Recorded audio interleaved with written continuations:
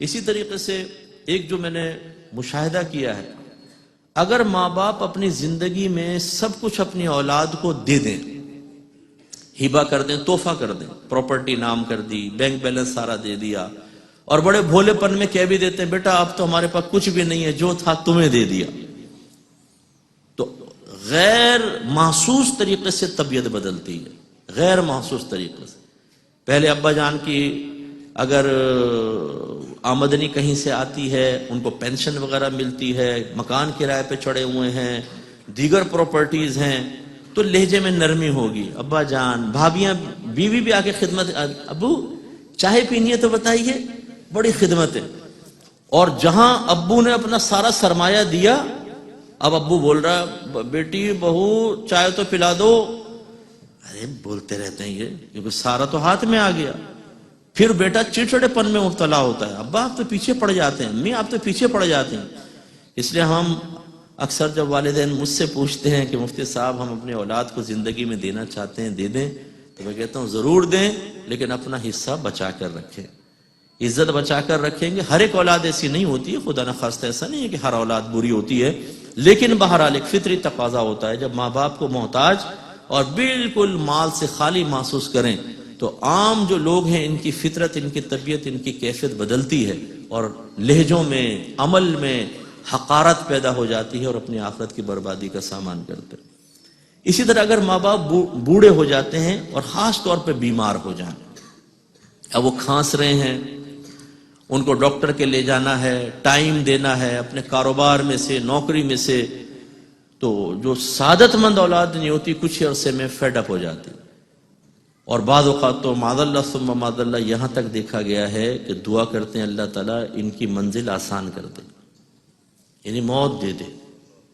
ایسی ایسی صورتحال آتی ہے۔ حالانکہ یہ وہ وقت ہے کہ ایک ایک لمحہ جو ہے نا، ایک ایک لمحہ آپ جو ان کی طرف سے کوفت محسوس کر رہے ہیں لیکن اپنے نفس کو اظہار غضب سے روکتے ہیں، برداشت کرتے ہیں، یہ آپ کی درجات کی بلندی کا سامان ہے، آپ کو اللہ کے قریب کر رہا ہے۔ اس کو تو ہمیں وسیلہ بنانا چاہیے اپنے اللہ تعالیٰ کی بارگاہ میں قریب ہونے کا۔ میرے آقا صلی اللہ علیہ وسلم فرماتے ہیں کہ 3 دوست تھے بنی اسرائیل کے، وہ کہیں سفر پہ روانہ ہوئے تو بارش شروع ہو گئی، ایک غار میں گھس گئے۔ اچانک وہ غار ایک بڑی چٹان تھی، غار کے دروازے کے آ کے گر گئی، اب وہ اندر پھنس گئے۔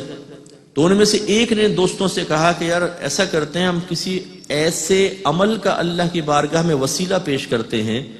جو ہم نے بڑے اخلاص سے کیا ہو سکتا ہے اللہ تعالیٰ اس کی برکت سے ہمیں نجات دے دے۔ تو 2 نے جو پیش کیا وہ تو کچھ بھی کیا، ایک جو ہے وہ میں آپ کو عرض کرتا ہوں، اس نے کہا کہ یا رب کریم تو جانتا ہے کہ میں شام کو بکریاں وغیرہ چراتا تھا اور شام کو دودھ لاتا تھا، پہلے اپنے ماں باپ کو پلاتا پھر اپنی اولاد کو پلایا کرتا تھا،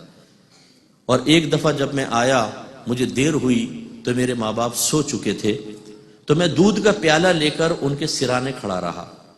میری اولاد بلکتی رہی دودھ کے لیے، لیکن میرا ارادہ یہی تھا کہ اٹھیں گے تو پہلے ان کو دودھ پلاؤں گا پھر اپنے بچوں کو،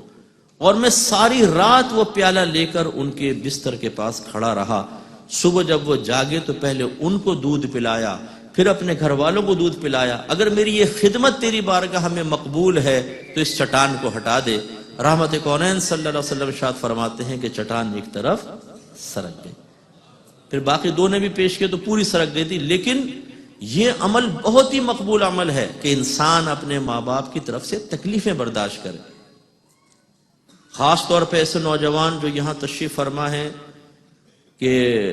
جو خدا نہ خواستہ اپنے والدین کی عظمت و عزت کو دنیاوی مفادات کے ترازو میں تولتے ہیں، ماں باپ کی طرف سے کچھ ملے، فائدے حاصل ہوں تو ماں باپ زندہ باد، اور کچھ نہ ملے تو ختم۔ امید کرتا ہوں یہ ویڈیو آپ کو پسند آئی ہوگی۔ مزید انفارمیٹیو ویڈیوز کے لیے ہمارا YouTube channel Rizvi education subscribe کریں اور بیل آئیکن پر کلک کریں، اور اس ویڈیو کو زیادہ سے زیادہ لائک، کمنٹ اور شیئر کریں، اور ہمیں سوشل میڈیا پر فالو کریں۔ شکریہ۔